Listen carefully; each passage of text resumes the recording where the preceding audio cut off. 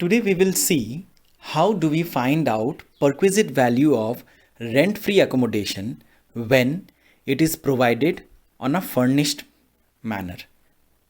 इसका मतलब है जब घर एम्प्लॉयर प्रोवाइड करता है अपने एम्प्लॉई को रेंट फ्री पर्पस में, रेंट फ्री वे में, इन दैट केस हम किस तरह से फाइंड आउट करेंगे परक्विजिट वैल्यू, वो हम ऑलरेडी देख चुके हैं.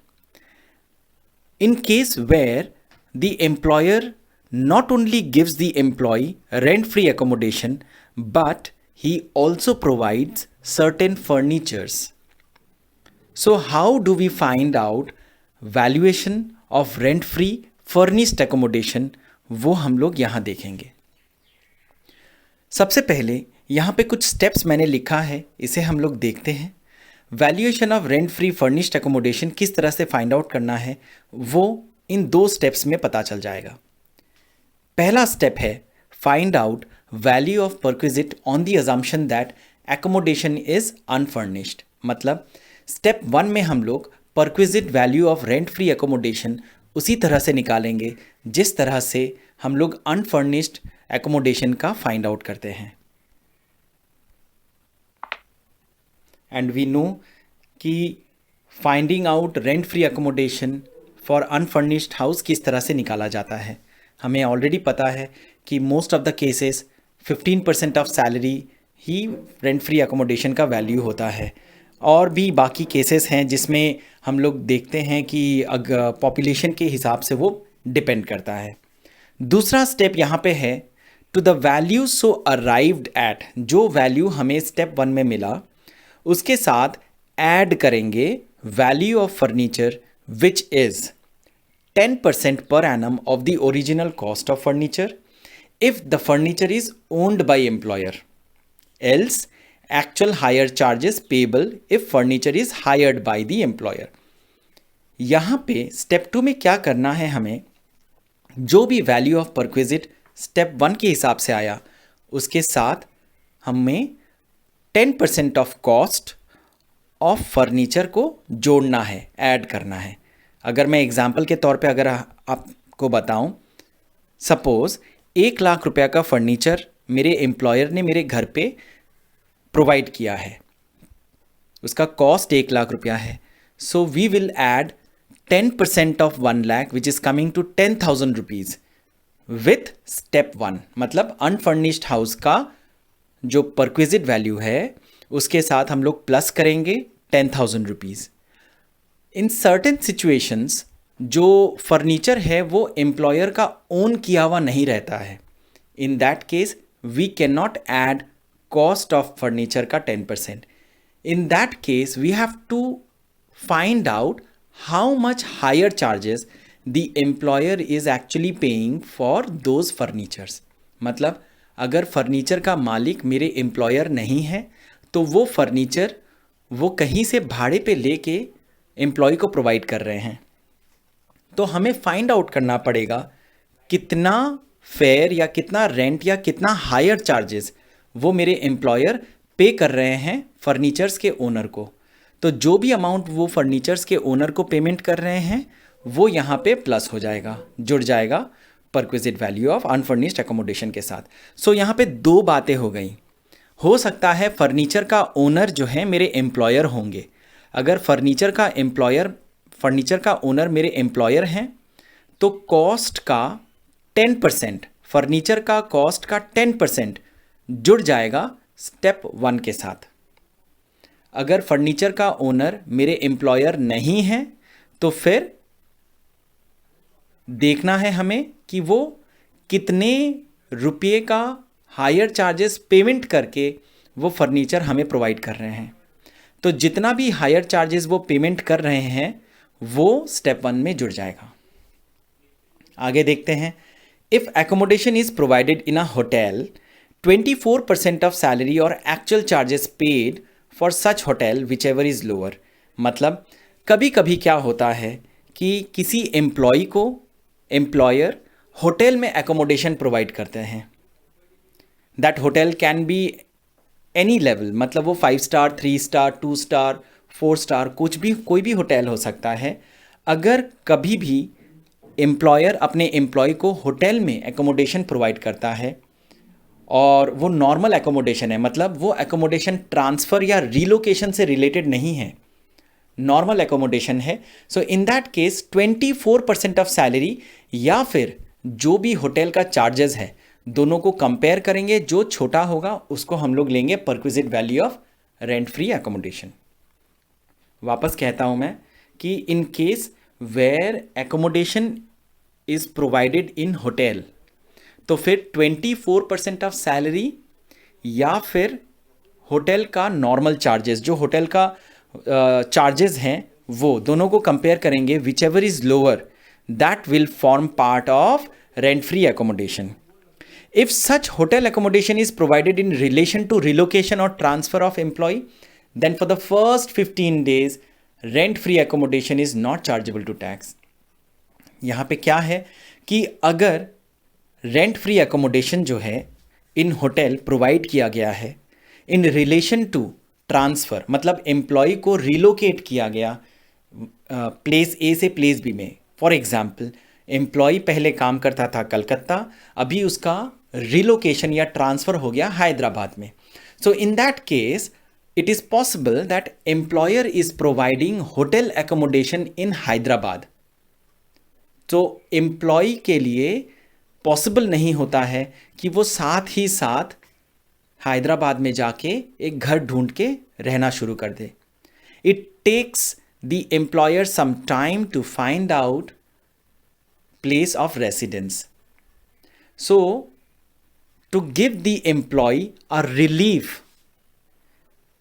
for the first 15 days, hotel accommodation जो है वो एग्जेम्प्ट किया गया है, मतलब 15 दिन का समय दिया जाता है एम्प्लॉय को घर ढूंढने के लिए। तो 15 दिन के बाद भी अगर वो होटल में रहते हैं तो फिर हमें 24% ऑफ सैलरी या actual charges which ever is lower उस हिसाब से टैक्सेबल करना पड़ेगा परक्विजिट को। अगर 15 दिन के अंदर वो वापस एक दूसरे घर में शिफ्ट कर जाते हैं तो फिर hotel accommodation chargeable to tax नहीं होगा। नाउ और एक यहाँ पे सिचुएशन मैंने बताया है, in some situation an employee may be provided with 2 accommodation owing to transfer, the perquisite value of RFA in that case will be taken for one house for the first 90 days. Thereafter both houses would be taxable. यहाँ पे मैंने एक बहुत practical situation के बारे में mention किया है। कभी कभी एक एम्प्लॉय को जब ट्रांसफ़र किया जाता है तो वो ट्रांसफ़र, फॉर एग्ज़ाम्पल मैं पहला वाला एग्ज़ाम्पल को वापस रिपीट करता हूँ, कोलकाता से हैदराबाद में अगर एक एम्प्लॉय को ट्रांसफ़र किया गया, हो सकता है कि हैदराबाद में उसको एक फ्लैट रहने के लिए दिया गया, लेकिन it is not possible for the employee to relocate the entire family from Kolkata to Hyderabad in the very first instant. In that situation it is quite possible कि कलकत्ता में उसे जो घर प्रोवाइड किया गया था रेंट फ्री एकोमोडेशन के हिसाब से, उस घर में उसके बच्चे और उसकी स्पाउस रहते हैं, क्योंकि हो सकता है कि मिड सेशन में ट्रांसफ़र हो गया, बच्चों का एग्ज़ाम होना बाकी है, हो सकता है कि सितंबर में ट्रांसफ़र हो गया, half yearly exams are due, final exams are due, so it is quite possible the employee may request his employer कि मेरे बच्चों का जब तक एग्ज़ाम नहीं हो जाता मेरे बच्चों को अलाउ किया जाए कलकत्ता के घर पे रहने के लिए। And meanwhile the employee is relocated to Hyderabad. So in that case Hyderabad में जो घर उसे मिला हुआ है वो भी तो रेंट फ्री है। सो ऐसे सिचुएशन में क्या होता है, एम्प्लॉय को 90 दिन का वक्त दिया जाता है, 90 डेज का टाइम दिया जाता है।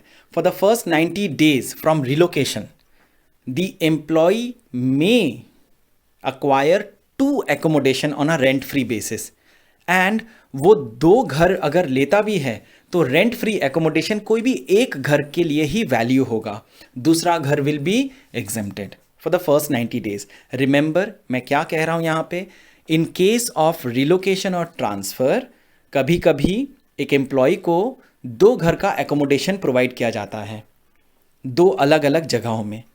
सो पहले 90 दिनों के लिए एक ही घर का रेंट फ्री एकोमोडेशन का वैल्यूएशन करना है, दूसरा घर का नहीं करना है। 90 डेज के ऊपर भी अगर एम्प्लॉय दोनों घर को एकोमोडेट करके रहता है, दोनों घर को ही अक्वायर करके रहता है, तो फिर दोनों घर का रेंट फ्री एकोमोडेशन टैक्सेबल हो जाएगा। चलिए आगे कुछ क्वेश्चन देखते हैं, हमारा कॉन्सेप्ट थोड़ा और क्लियर हो जाएगा।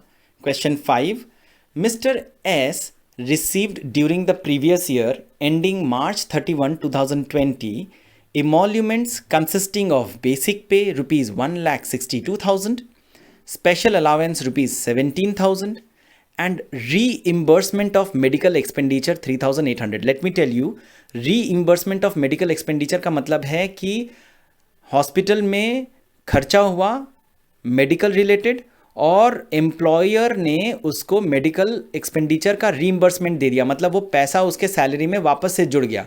तो जो भी खर्चा एम्प्लॉय ने किया अपने अपने फैमिली के लिए हॉस्पिटल में, अस्पताल में, वो 3,800 रुपया उसको वापस अपने एम्प्लॉयर से मिल गया, उसे कहते हैं रीइंबर्समेंट ऑफ मेडिकल एक्सपेंडिचर।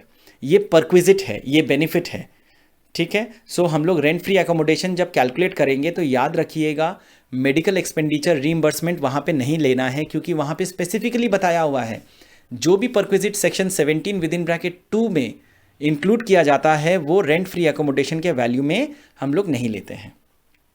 चलिए क्वेश्चन को आगे रीड करते हैं।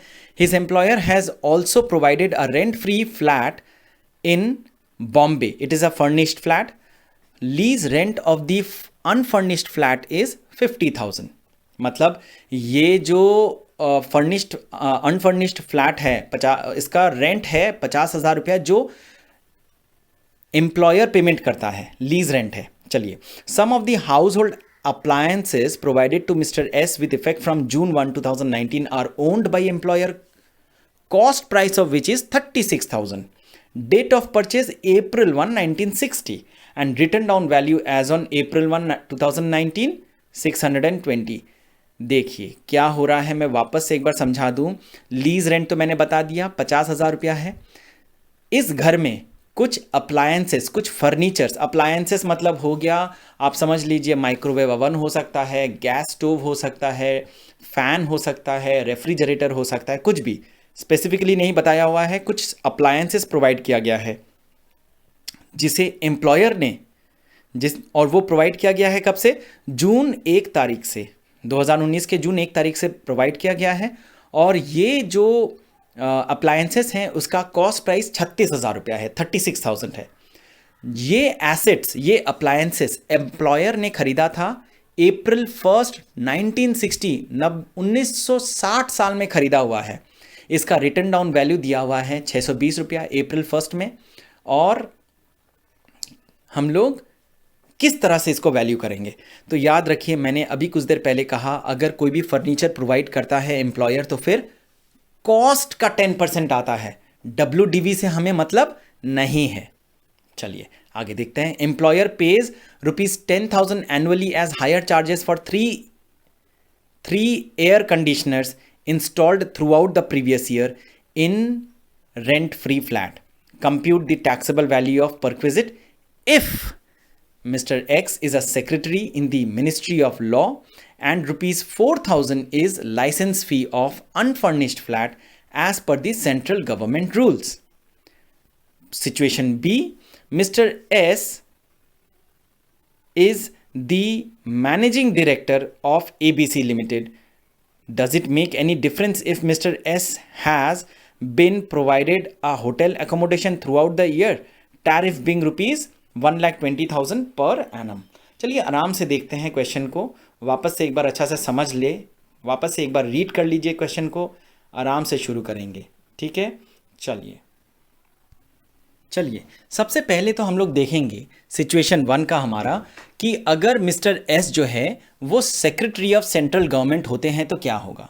हमें पता है कि अगर कोई सेंट्रल गवर्नमेंट में काम करता है और उन्हें अगर रेंट फ्री अकोमोडेशन प्रोवाइड किया जाता है तो लाइसेंस फ़ी जो है उनके लिए टैक्सेबल वैल्यू होता है। तो यहाँ पे देखिए मैंने क्या लिखा है, if mister S is a secretary of the central government, ₹4,000 is the taxable value of unfurnished flat being the license fee of unfurnished flat.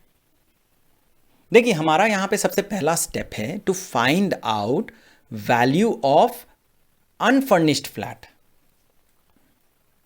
उसके बाद हम लोग फर्नीचर के वैल्यू को जोड़ेंगे and then we will find out total value of perquisite. चलिए, situation 2 क्या था कि मिस्टर एस जो है is the managing director of ABC limited. तो अगर managing director of ABC limited है, मतलब ये प्राइवेट या अदर कंपनी की कैटेगरी में आते हैं, अदर एम्प्लॉयर्स के कैटेगरी में, एम्प्लॉय के कैटेगरी में आते हैं। सो इन दैट केस हमें देखना पड़ता है कि पॉपुलेशन कितना है। अच्छा, और एक बात यहां पे ध्यान रखना है कि ये जो घर है it is not owned by the employer. ABC limited का ओनरशिप नहीं है, क्योंकि क्वेश्चन में बताया हुआ है, देखिए साफ साफ क्वेश्चन में लिखा हुआ है कि लीज रेंट में ये घर लिया हुआ है, जिसका लीज रेंट है 50,000 रुपीज। तो 50,000 रुपीज का लीज रेंट पेमेंट होता है। सो ये ओन्ड नहीं है, it is not owned by the employer. So in this case value of rent free accommodation for unfurnished flat will be 15% of salary or lease rent paid by the employer, whichever is lower.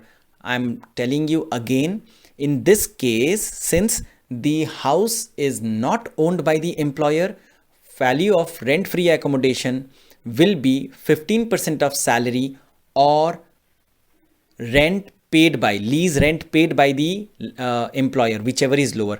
So हमारा यहाँ पे basic पे 1,62,000 है, plus special allowance 17,000 है, खाली ये दोनों ही जुड़ेंगे। मेडिकल एक्सपेंडिचर रीइंबर्समेंट जो है वो नहीं आएगा, मैंने बता दिया कि वो परक्विजिट है, उसको हमें नहीं लेना है। जब हम लोग salary for the purpose of rent free accommodation find out करेंगे तो नहीं लेना है। तो हमारा salary for the purpose of rent free accommodation आ गया 1,79,000 और लीज रेंट यहां पे दिया हुआ है 50,000 का। तो 15% ऑफ 1,17,000 अगर हम लोग कैलकुलेट करते हैं, so it is coming to 26,850 rupees. So 15% of salary which is 15% of 1,79,000 is giving us 26,850। इसको हम लोग कंपेयर करेंगे अनफर्निश्ड फ्लैट का लीज रेंट के साथ 50,000 के साथ। दोनों में से जो छोटा अमाउंट होगा, दोनों में से जो भी छोटा अमाउंट होगा वो होगा हमारा taxable value of perquisite. So 50,000 and 26,000 में से ऑब्वियसली 26,850 छोटा है। सो हमारे लिए सेकेंड सिचुएशन में 26,850 रुपीज परक्विजिट हो गया अनफर्निश्ड फ्लैट का। अब आगे हम लोग देखते हैं फर्नीचर जो प्रोवाइड किया गया है उसे कैसे हम लोग वैल्यू करेंगे, किस तरह से उसे हम लोग जोड़ेंगे। हम लोग क्वेश्चन में देख रहे हैं, ऑलरेडी देख चुके हैं कि ये जो घर प्रोवाइड किया गया है, ये घर 1 अप्रैल से ही प्रोवाइड किया गया है, पहले से ही है उनके पास। लेकिन जो फर्नीचर्स हैं, जो अप्लायंसेस हैं, वो जून 1, 2019 से प्रोवाइड किया जा रहा है।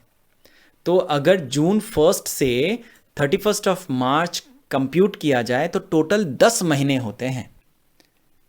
तो चलिए आगे देखते हैं। तो 10% per annum of cost of furniture जो है, कॉस्ट ऑफ फर्नीचर कितना है 36,000, उसका 10% निकालिए तो 3,600 रुपया आता है। और उसका खाली 10 महीने का वैल्यू निकालना है। ये जो 3,600 रुपया है, this is for the entire year and we will only consider for 10 months. So 10/12 से मल्टीप्लाई करेंगे, वी आर गेटिंग 3,000 रुपीज। इसके अलावा employee is also getting 3 air conditioners, 3 air conditioner भी दे रहे हैं, जिसका हायर चार्जेस एम्प्लॉयर पेमेंट कर रहा है 10,000 रुपया। सो टोटल हमारा वैल्यू ऑफ फर्नीचर जो एम्प्लॉयर प्रोवाइड कर रहा है, दोनों को मिला के 13,000 रुपया हो गया। याद रखिए कि एम्प्लॉयर जब फर्नीचर प्रोवाइड करता है तो इट इज़ नॉट नेसेसरी कि एम्प्लॉयर फर्नीचर अपने ओन किया हुआ ही प्रोवाइड किया करेगा। Some time it is possible कि एम्प्लॉयर कहीं से रेंट पे लेके, हायर पे लेके वो फर्दर प्रोवाइड कर रहा है। तो यहाँ पे एयर कंडीशनर जो है हायर पे लिया हुआ है, रेंट पे लिया हुआ है, तो रेंट जो एम्प्लॉयर पेमेंट करते हैं वो वैल्यू यहाँ आ जाएगा। सो 10,000 एंड 3,000 दोनों को हम लोग जोड़ेंगे, we are getting 13,000 rupees. So let us find out value of furnished accommodation. Furnished flat का क्या रेंट फ्री एकोमोडेशन होगा उसका हम लोग यहाँ पे देखते हैं। चलिए, तो सिचुएशन 1 जो है यहाँ पे, if mister S is a secretary to the central government, तो हमारा लाइसेंस फी 4000 है, that is the unfurnished flat का value of rent free accommodation. उसके साथ फर्नीचर का जो ऊपर में हमारा 13,000 आया उसको जोड़ देंगे, सो टोटल 17,000 आ गया हमारा सिचुएशन 1 के हिसाब से perquisite value when mister S is a central government employee. When mister S is a managing director of ABC limited, मतलब when mister S is falling under other category, so पहले हम लोग निकाल चुके हैं, उनका परक्विजिट वैल्यू 26,850 है, which is 15% of 1,79,000। ठीक है, वो आ गया हमारा ऑलरेडी। इसके साथ 13,000 जो फर्नीचर का वैल्यू है उसको जोड़ देंगे, आ रहा है हमारा 39,850। ठीक है, चलिए अभी क्वेश्चन में अगर याद है आपको, क्वेश्चन को वापस देखना है। क्वेश्चन में देखिए यहाँ पे दिया हुआ है कि if mister S has been provided a hotel accommodation throughout the year, tariff being 1,20,000 per annum, तो क्या सिचुएशन होगा? अगर होटल एकोमोडेशन प्रोवाइड करते हैं तो क्या सिचुएशन होगा? होटल का चार्जेस 1 साल का 1,20,000 रुपया है। तो ऐसे सिचुएशन में हम लोग क्या करेंगे? पहले बताया हुआ है कि वैल्यूएशन ऑफ होटल एकोमोडेशन जो है वो निकालने के लिए 2 अमाउंट को कंपेयर किया जाता है। पहला अमाउंट है सैलरी का 24%, तो हमारा सैलरी जो है 1,79,000 आया हुआ है पहले ही, उसका 24% हम लोग लिखेंगे, which is coming to 42,960 rupees, और होटल चार्जेस विच इज़ 1,20,000। इन दोनों में से जो छोटा अमाउंट है that is chargeable to tax as rent free accommodation. तो इस सिचुएशन में 42,960 जो है वो टैक्सेबल होगा, which ever is lower to tax, whether mister S is a government employee और अ नॉन गवर्नमेंट एम्प्लॉय। दोनों ही सिचुएशन में ये इसी तरह से वैल्यू होता है। So if a government employee is also provided with a hotel accommodation, उनके लिए भी सिमिलर तरह से ही वैल्यू होगा। उस टाइम पे हम लोग लाइसेंस फ़ी के बारे में नहीं सोचेंगे। तो कंफ्यूज नहीं होना है, जब गवर्नमेंट एम्प्लॉय को भी होटल में ठहराया जाता है तो भी 24% ऑफ सैलरी या hotel charges which ever is lower ही लेना है। चलिए अब आगे देखते हैं हम लोग valuation of accommodation provided at concessional rent. इसका मतलब क्या है? Where house is provided at concessional rent, that is when the employer charges concessional amount of rent from the employee for providing accommodation. In that situation, the rent so provided by employee will be deducted from the total value of perquisite so derived. ये जो situation है ये बहुत ही common है corporate world में आजकल के situation में। इसमें क्या होता है, एम्प्लॉयर अपने एम्प्लॉय को एकोमोडेशन प्रोवाइड करता है, लेकिन वो एकोमोडेशन पूरी तरह से रेंट फ्री नहीं होता है।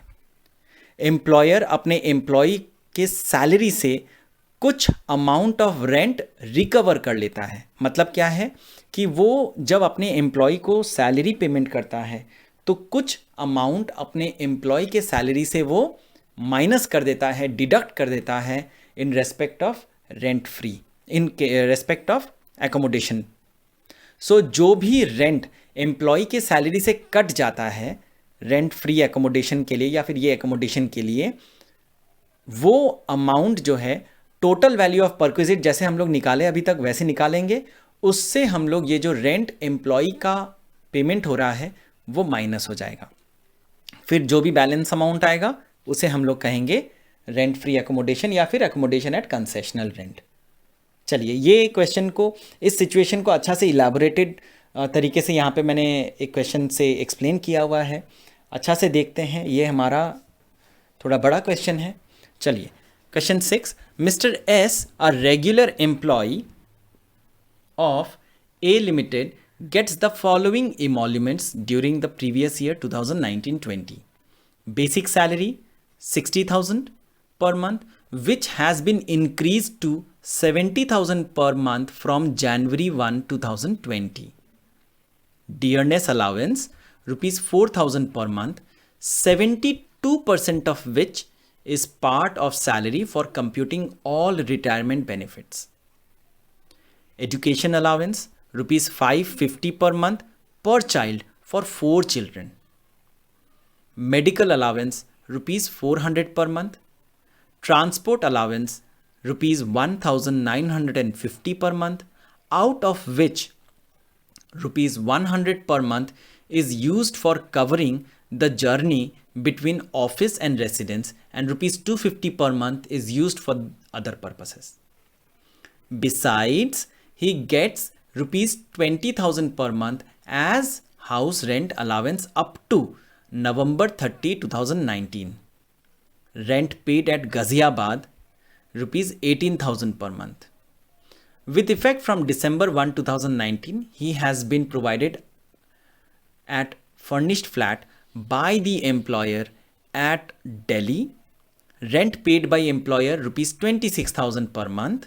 Rent of furniture provided rupees 12,780. Rent recovered from Mr. S 900 per month. Find out the salary chargeable to tax for the assessment year 2020-21 on the assumption that with effect from January 1, 2020, he joins a part-time employment with B Limited. Salary rupees 18,000 per month with the permission of A Limited without leaving the job of A Limited. Question बहुत interesting है, अच्छा से देखते हैं. वापस से एक बार मैं आपको समझा देता हूँ, एक्सप्लेन कर देता हूँ कि मिस्टर एस जो है वो ए लिमिटेड के एम्प्लॉई हैं. उनका सैलरी 60,000 पर मंथ है जो 70,000 बन गया जनवरी 1 से. तो अप्रैल 2019 से दिसंबर 2019 तक फॉर द फर्स्ट 9 मंथ्स 60,000 का सैलरी है. जनवरी से मार्च तक उनका सैलरी 70,000 है. डियरनेस अलाउंस 4,000 रुपीज़ है जिसका 72% हमें रेंट फ्री एकोमोडेशन के कैलकुलेशन के पर्पस में लेना है क्योंकि वो forming part of retirement benefit है. 550 रुपीज़ हमारा चिल्ड्रन एजुकेशन अलाउंस है फॉर 4 किड्स, फॉर 4 चिल्ड्रन. तो 550 इंटू 4 करेंगे, ये हमें टोटल चिल्ड्रन एजुकेशन अलाउंस का अमाउंट जो रिसीव हो रहा है वो मिलेगा. डिडक्शन मिलता है हमें, एग्जेम्पशन मिलता है हमें under section 10 with in bracket 14 2 बच्चों के लिए 100 रुपये के रेट में. तो 100 इंटू 2 इंटू 12 हम लोग माइनस करेंगे एज डिडक्शन. मेडिकल अलाउंस जो है 4,400 मिल रहा है, पूरी तरह से टैक्सेबल है. ट्रांसपोर्ट अलाउंस 1950 जो मिल रहा है वो भी पूरी तरह से टैक्सेबल है. 100 रुपया या 250 रुपीज़ का जो भी इन्फॉर्मेशन दिया हुआ है वो यहाँ पे इन्फॉर्मेशन हमारे लिए नेसेसरी नहीं है, ये कंफ्यूज करने के लिए दिया हुआ है. 20,000 पर मंथ जो है वो एक हाउस रेंट अलाउंस भी मिला है जिसका रेंट 20,000 रुपया का है, वो पेमेंट करता है, गाज़ियाबाद में है. ठीक है, हाउस रेंट अलाउंस मिला उन्हें और 18,000 का रेंट है. चलिए, दिसंबर 1 से उन्हें एक फर्निश्ड फ्लैट मिल गया. ठीक है, तो दिसंबर 1 से इसका मतलब नवंबर तक वो रेंट फ्री एकोमोडेशन नहीं रिसीव कर रहे थे. सो इन दैट केस हम लोग जब हाउस रेंट अलाउंस कैलकुलेट करेंगे तो वो अप्रैल से लेके अक्टूबर तक होगा, नवंबर तक होगा, और दिसंबर 1 से मार्च 31 तक हमें रेंट फ्री एकोमोडेशन का कंप्यूटेशन करना है. कुछ फर्नीचर भी प्रोवाइड किया जा रहा है. ठीक है, यहाँ पे उसका रेंट भी पेमेंट करना पड़ रहा है 12,780 रुपया. और मिस्टर एस इस घर के अगेंस्ट में कुछ रेंट अपने एम्प्लॉयर को पेमेंट कर दे रहे हैं 900 rupees per month. Mister B जो है वो जनवरी 1, 2020 से और एक जगह पे जॉब करना शुरू करते हैं जहाँ पे उनको 18,000 रुपीज़ का सैलरी मिल रहा है. The company's name is B limited और वो ए लिमिटेड के परमिशन से वो काम कर रहे हैं, पार्ट टाइम काम है. एंड वो बी लिमिटेड को ज्वाइन किए वो ए लिमिटेड को छोड़े बिना, मतलब वो फ्रॉम जनवरी 1 टू मार्च 31 70,000 भी मिलेगा, 18,000 भी मिलेगा, तो दोनों को ही कंसिडर करना है. तो एक बार हम अच्छा से यहाँ पे सैलरी का कंप्यूटेशन देखते हैं. हम लोग रेंट फ्री एकोमोडेशन का कैलकुलेशन जो है वो थोड़ा बाद में देखेंगे, पहले अच्छा से इसे हम लोग प्लेस करते हैं। तो शुरू करते हैं। Basic salary 60,000 into 9 from April to December, and then 70,000 into 3, ये ए लिमिटेड से मिला उन्हें, ठीक है, ये ए लिमिटेड से मिला इंटू 3, ये 7.5 लाख रुपया आया। डियरनेस अलावेंस 4,000 इंटू 12 करेंगे, पूरे साल में वही में अमाउंट मिल रहा है 48,000। Education allowance 550 rupees for 4 children मिल रहा है 12 महीने के लिए, सो 26,400 हुआ। इससे एग्जेम्पशन हम लोग माइनस करेंगे, ₹100 पर मंथ पर चाइल्ड फॉर 2 चिल्ड्रन मैक्सिमम, तो वो आता है मेरा 100 इंटू 2 इंटू 12, 2,400 रुपये आता है। उसे आप माइनस करिए तो 24,000 रुपया आ गया taxable education allowance. Medical allowance जो है वो फुल्ली टैक्सेबल है 4,800, 400 इंटू 12 के रेट में। आउटर कॉलम में लिखेंगे tax. Transport allowance fully taxable है, मैंने बताया था 1950 जो यहाँ लिखा हुआ है वो पूरी तरह से बाहर चला जाएगा। हाउस रेंट अलावेंस 20,000 यहाँ पे रिसीव कर रहा है एम्प्लॉय। कब से कब तक, कब से कब तक, ये वो रिसीव कर रहे हैं फ्रॉम अप्रैल टू, यहाँ पे देखिए क्वेश्चन में लिखा हुआ है कि अप्रैल से लेके नवंबर तक, नवंबर 30 तक उन्हें हाउस रेंट अलावेंस मिल रहा है 20,000 रुपीज़ के हिसाब से। सो 8 मंथ्स होता है, so 8 into 20 is coming to 1,60,000। Exemption to the least of the following, तो 3 अमाउंट से एग्जेम्पशन मिलता है हमें, याद करिए section 10 with in bracket 13A के हिसाब से एग्जेम्पशन मिलता है। सो पहला जो है, क्योंकि ये गाज़ियाबाद है, रिमेंबर ये गाज़ियाबाद है, तो ये मेट्रोपॉलिटन सिटी नहीं है, तो 40% ऑफ सैलरी होगा। एंड फॉर अस सैलरी यहाँ पे क्या होगा, है ना, सैलरी क्या होगा वो यहाँ पे ध्यान रखना है। Salary for the purpose of house rent allowance जो है वो खाली बेसिक सैलरी और dearness allowance forming part of retirement benefit ही आता है। तो यहाँ पे डियरनेस अलावेंस जो है वो 72% फॉर्मिंग पार्ट है, तो 4,000 का 72% अगर हमने कैलकुलेट करते हैं तो फिर 2,880 आता है।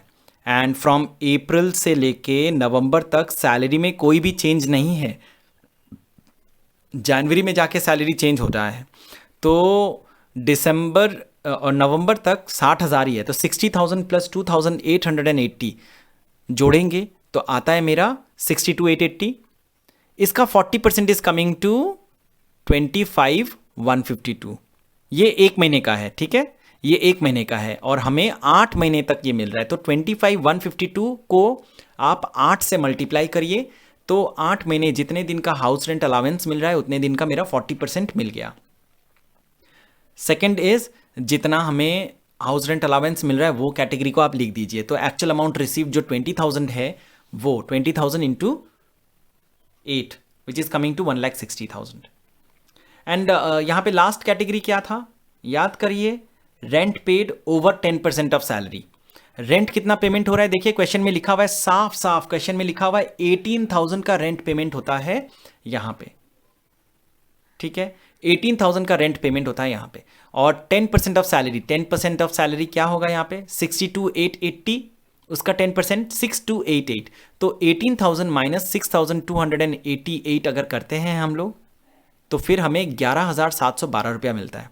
तो 11,712 को अगर आप 8 से मल्टीप्लाई करते हैं, 11,712 मल्टीप्लाई करिए उसको 8 से, तो आपको मिलेगा 93,696। तो ये तीनों अमाउंट में से सबसे छोटा अमाउंट 93,696 है, उसको आप 1,60,000 से माइनस करिए, you will get 66,304 as taxable house rent allowance. यहाँ पे देखिए मैं अच्छा से एक्सप्लेन करके लिखा भी हूँ, which ever is lower is the amount exempt from tax is 11,712 per month from April 1 to November 30, that is 93,696. Salary for this purpose is 62,880 per month, that is basic salary plus dearness allowance का 72%। तो ये मैंने यहाँ पे अच्छा से लिख दिया है, कोई भी कंफ्यूजन होने का कारण नहीं है। चलिए आगे देखते हैं। अब हम रेंट फ्री एकोमोडेशन का वैल्यूएशन करेंगे, तो आगे देखते हैं किस तरह से हम लोग कैलकुलेशन करेंगे। याद रखें यहाँ पे जो रेंट फ्री एकोमोडेशन है वो प्रोवाइड किया जा रहा है फ्रॉम December 1 से March 31 तक। चलिए तो देखते हैं valuation of perquisite in respect of furnished flat. He has been provided a furnished flat at Delhi with effect from December 1, 2019. For this purpose, December 1, 2019 to 31st March 2020 salary क्या होगा? तो basic salary दिसंबर का ले लीजिए आप 60,000 जो यहाँ पे दिया हुआ है, और क्योंकि वो उसका ट्रांसफ़र हो गया, दिल्ली में उसका प्रमोशन हो गया, तो सैलरी 70,000 बन गई. सो जनवरी फरवरी मार्च 3 मंथ्स होते हैं. 70,000 इंटू 3 क्या हो रहा है? देखिए वापस से ध्यान से देखना है. दिसंबर से मार्च तक का उसे एकोमोडेशन मिल रहा है. सो दिसंबर का 60,000 सैलरी है, मार्च से सैलरी 70,000 हो गया, तो 70,000 इंटू 3 करेंगे, 60,000 इंटू 1 करेंगे, दोनों को प्लस करेंगे, वी आर गेटिंग 2,70,000. ये बेसिक सैलरी हो गया. डियरनेस अलावेंस फॉर 4 मंथ्स, दिसंबर से मार्च तक का कितना है? 4,000 है, उसका 72% लेना है, 11,520. एजुकेशन अलावेंस जो है उसका भी टैक्सेबल वैल्यू फॉर 4 मंथ्स ही लेना है. 550 इंटू 4, उसको माइनस करिए, 100 इंटू 2 इंटू 4. वापस से बताता हूं, 550 इंटू 4 ये हो गया 4 महीने का, एक बच्चे का. मल्टीप्लाई करिए इसको 4 से. वापस बताता हूं, एजुकेशन अलावेंस 550 रुपीज़ जो है पर मंथ मिल रहा है for 4 children. So 550 into 4 months into 4 children minus 100 rupees into 2 into 4 months. ठीक है, करेंगे तो 8,000 रुपीज़ आ जाएगा. मेडिकल अलावेंस फुल्ली टैक्सेबल है for 4 months, 400 into 4. Transport allowance भी फुल्ली टैक्सेबल है 4 महीने के लिए, 1950 इंटू 4, 7,800.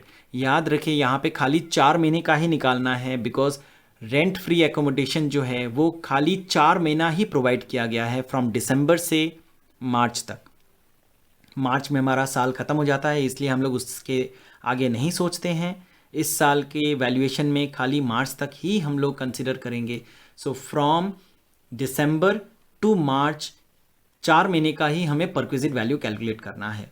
चलिए, सैलरी फ्रॉम बी लिमिटेड, जनवरी में वो ज्वाइन कर रहा है बी लिमिटेड को. सो जनवरी फरवरी मार्च 3 मंथ्स का 18,000 इंटू 3, 54,000 आ गया. टोटल सैलरी कैलकुलेट कर लीजिए, 3,52,920 आ गया.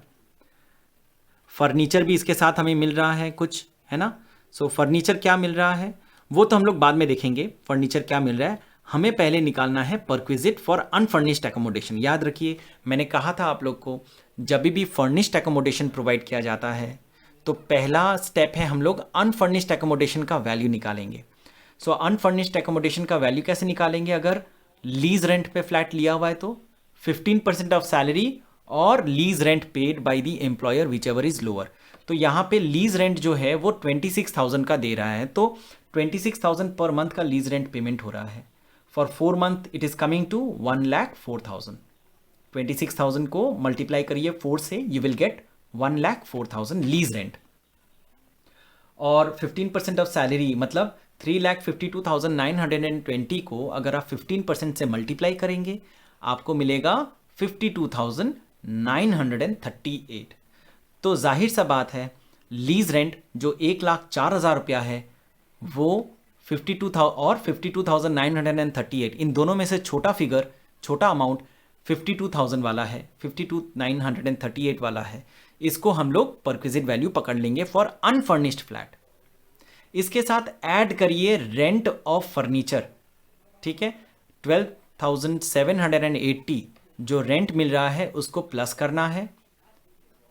ठीक है, तो इन दोनों अमाउंट को अगर आप प्लस करते हैं तो we are getting value of rent free furnished flat 65,718. लेकिन क्वेश्चन में और एक इंफॉर्मेशन दिया हुआ है कि जो एम्प्लॉयर है वो मिस्टर एस से 900 रुपया पर मंथ का रेंट भी रिकवर कर रहा है. सो 900 इंटू 4 मिस्टर एस अपने एम्प्लॉयर को वापस पेमेंट कर दे रहा है इस घर के लिए, तो वो माइनस हो जाएगा. सो 65,718 से 900 मल्टीप्लाई 4, 3600 को माइनस करना है. वैल्यू ऑफ परक्विजिट 62,118 आ जाएगा. चलिए वापस हम लोग डिटेल में ये सैलरी अब कैलकुलेट करते हैं.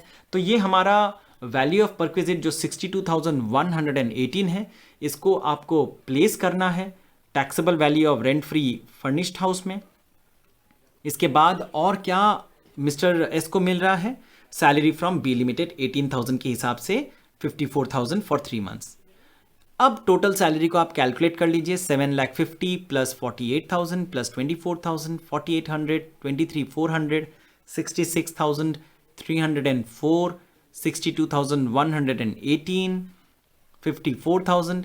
तो टोटल आ जाएगा हमारा सैलरी 10,32,622। इससे हम लोग स्टैंडर्ड डिडक्शन 50,000 का माइनस करेंगे। ये स्टैंडर्ड डिडक्शन हमेशा माइनस होता है, याद रखना। To find out taxable amount of salary, gross salary से स्टैंडर्ड डिडक्शन हमेशा डिडक्ट होता है, तो उसे डिडक्ट करिए। और ये फ्लैट फिगर है, 50,000 रुपये फ्लैट फिगर है, इसको माइनस करिए। इनकम फ्रॉम सैलरी टैक्सेबल जो है वो आ जाएगा 9,82,622। ओके, आई होप समझ में आया। अच्छा से देखिए, ध्यान से देखना है इसे। इस क्वेश्चन में रेंट फ्री एकोमोडेशन भी है, हाउस रेंट अलाउंस भी है, तो अलग अलग पीरियड का है, इसे अच्छा से देखना है। From April to November employee को हाउस रेंट अलाउंस मिल रहा है, मतलब घर नहीं मिला, घर का भाड़ा मिलता था गाजियाबाद में। उसके बाद एम्प्लॉय का ट्रांसफ़र हो गया दिल्ली में, और तब से उसे एक फ्लैट मिल गया, और तब हम लोग निकालेंगे रेंट फ्री एकोमोडेशन का वैल्यू।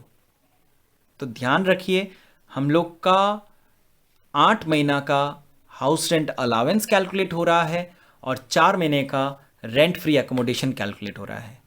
दोनों ही सेम चीज़ के अलग अलग पहलू हैं। अगर एक एम्प्लॉई को रेंट फ्री एकोमोडेशन मिलता है तो उसे हाउस रेंट अलाउंस नहीं मिल सकता उस सेम पीरियड का। ठीक है,